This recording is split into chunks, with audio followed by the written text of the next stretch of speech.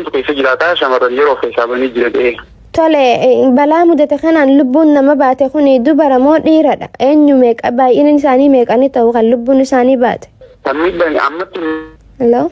Wanni adda biyya hin jiru qaamoleen nageenyaa wayita filaaree fakkaatanii deemanitti doormiin nuti deebisan barattoota gara doormiitti akka galan dhiiraa fi dhalaan akka galan gara doormiitti taasisan booda akka qabatanii deemanii dhiiraa haa ta'u dhalaa haa ta'u wanni adda biyya hin jiru wanni beekamee gammaa.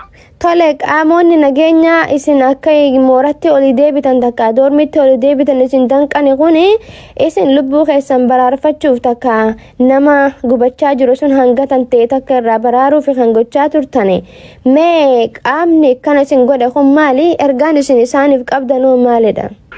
Akkuma waliigalaattu haalummaan jiruu gidbii kana keessa haalli jiru akka waliigalaatti barataan hamma eebaadii barataa muraasaatiif akkuma waliigalaatti ergaan qaama nageenyaa fi qaama gidbii bulchaniidha malee warra silaa biyya bulchaa jiraniif qabu inni gabaabumatti mooraa yuunivarsiitii Dirraa kana keessa baay'ina barataa eebbifamuuf deemu gara 2,000 caalu.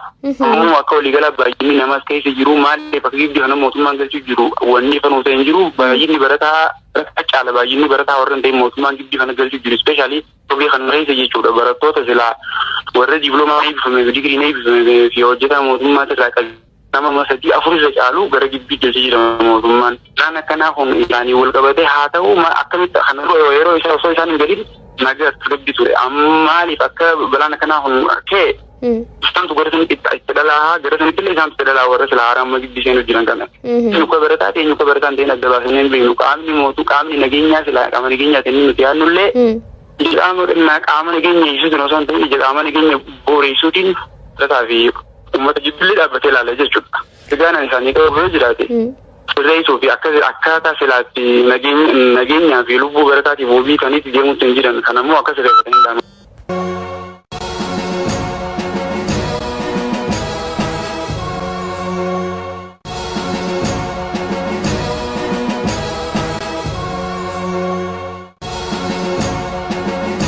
Kanammoo akka sirreeffatanii ilaala.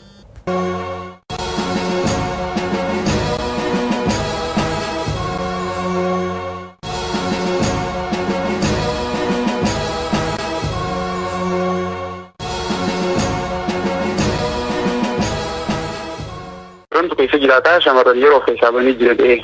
Tole balaa mudate kanaan lubbuun nama baate kun dubara moo dhiiradha? Eenyu meeqa baay'inni isaanii meeqanii ta'u kan lubbuun isaanii baate? Miidhaan ammatti. Hello? Wanni adda biyya hin jiru qaamoleen nageenyaa wayita filaaree fakkaatanii deemanitti doormiin nuti deebisan barattoota gara doormiitti akka galan dhiiraa fi dhalaan akka galan gara doormiitti taasisan booda akka qabatanii deemanii dhiiraa haa ta'u dhalaa haa ta'u wanni adda biyya hin jiru wanni beekamee gammaa.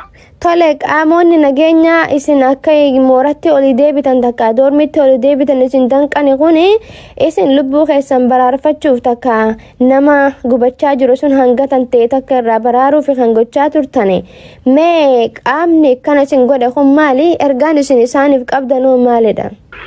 Akkuma waliigalaattu haalummaan jiruu gidbii kana keessa haalli jiru akka waliigalaatti barataan hamma eebaadii barataa muraasaatiif akkuma waliigalaatti ergaan qaama nageenyaa fi qaama gidbii bulchaniidha malee warra silaa biyya bulchaa jiraniif qabu inni gabaabumatti mooraa yuunivarsiitii Dirraa kana keessa baay'ina barataa eebbifamuuf deemu gara 2,000 caalu.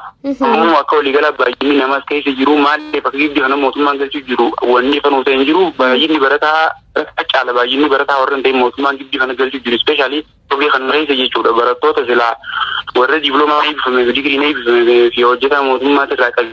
Nama 3-4 caalu gara gidbii galchee jira mootummaan. Isaan akkanaa kun isaanii wal qabatee haa ta'u akkamitti kan yeroo isaa osoo isaan hin gadiin nagaa dubbi ture. Maaliif akka balaan akkanaa kun ka'e istaantu gara sanitti itti dhalaa gara sanitti illee isaantu itti dhalaa warra silaa haaraamma gidbii seenuu jiran kana. Nyuka barataa ta'e nyuka barataan ta'e adda baasanii hin beeknu qaamni nageenyaa silaa qaama nageenyaa ta'e nuti yaadnullee qaama nageenya ibsuutiin osoo hin ta'in ija qaama nageenya booreessuutiin barataa fi uummata jibbillee dhaabbatee ilaala jechuudha. Egaan isaanii qabu jiraate. Sirreessuu fi akkaataa silaatti nageenyaa fi lubbuu barataatiif wabii kanitti deemuutti hin jiran kanammoo akka sirreeffatanii ilaala.